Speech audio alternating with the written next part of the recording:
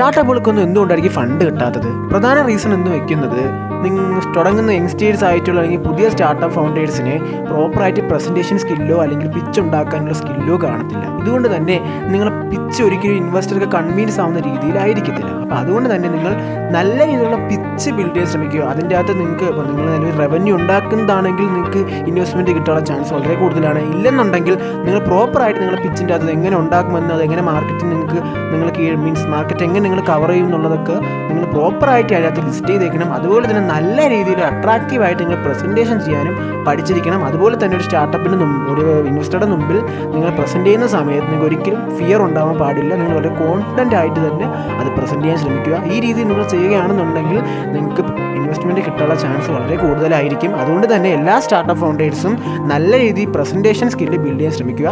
അപ്പോൾ ഇതുപോലുള്ള startup business related ഉള്ള വീഡിയോകൾക്കായി പേജ് ഫോളോ ചെയ്യും.